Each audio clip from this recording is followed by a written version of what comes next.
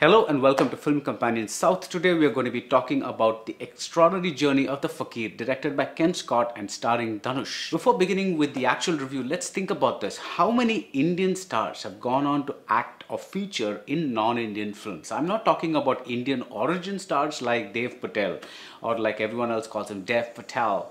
I'm not talking about art house actors like Shaban Azmi who are often invited to do character roles. I'm talking about a true blue commercial mainstream star in a non-Indian movie. That honor, unsurprisingly, goes to Talevar Rajinikanth. He acted in a movie in 1988 called Bloodstone. It was directed by a Hollywood director who made films like Free Willy 2, The Adventure Home, and the Steven Seagal movie Marked for Death. But it's kind of a B movie, a kind of a low-rent Indiana Jones adventure, and it's not something that feels like an actual Hollywood movie because it had many Indian faces, it was shot in Indian locations. So the extraordinary journey of the Fakir starring Rajinikanth's son-in-law may actually be something of a first. It is a true blue international production starring an Indian star, a mainstream star. It has international locations, it has international actors like Berenice Bejo, whom we saw in The Artist, and Barkhad Abid, whom we saw in Captain Phillips. But they play supporting roles. Dhanush is this film's, wait for it, VIP. But that's pretty much the good news. The rest of this fantastical in concept but bland in execution film, which is directed by Ken Scott,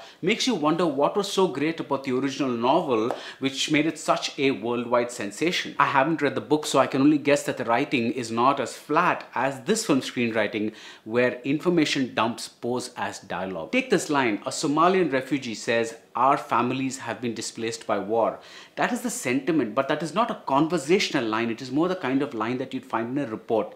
That's the kind of flavor this movie has. Every beat in this film is hit extra hard, right from the opening scene of a bunch of cutesy-wootsy babies in all colors. Then a voiceover says that we're all born equal, but we become unequal due to the tyranny of chance. That's the film's big thing. Some of us end up privileged and some of us end up underprivileged, like the Dhanush character Ajatashatru. He's an impoverished Mumbaiite, and then through a series of fantastical accidents, he finds himself in a hot air balloon, in a cupboard, in London, in Paris. But the wonderment stops with a plot outline. Every location feels like a travelogue-ready cliche. Rome means coins in a fountain. Paris means Eiffel Tower. Bombay means sword swallowers and colors that are so bright that they practically hurt the eye. The one non-cliche in the narrative is the film's desire to weave, I think it's the original story's desire to weave the refugee crisis into a very warm fairy tale. Imagine life is beautiful, that kind of thing.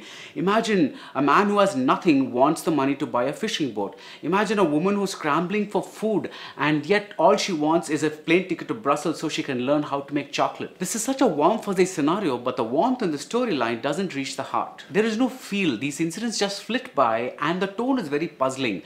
When Ajatashatru is chased by a gangster with a gun, we wonder, is this supposed to be whimsy? Is it supposed to be desperation? Is it supposed to be all of the above? There's a romantic interest, a woman called Murray, but she doesn't have much to do, and the spoken English feels off. Though this may be something that's a problem only for international audiences, but we who know India look at a Bombay boy saying things like there were clandestine refugee camps and kind of wince, because that's not the way how people speak. In a better written film, we might say this is all due to an unreliable narrator, but no such luck here. The director throws in everything from dance numbers to a character who thinks she may be a lesbian, but nothing sticks. Nothing sticks except Dhanush's sincerity. This is nothing he hasn't done before, but look at the scene where he thinks he's going to die and he wants to make one last call to Murray. He isn't just an actor here, he's an alchemist. He's trying to turn dirt into gold. The extraordinary journey of the Fakir is a big win for Dhanush because it's his big break on the international stage, and it will hopefully lead to many more interesting projects. But to those of us who know what he can do from his Tamil films, this is a very ordinary journey. So that's it from me on the extraordinary journey of the Fakir. The full review is up on the Film Companion website.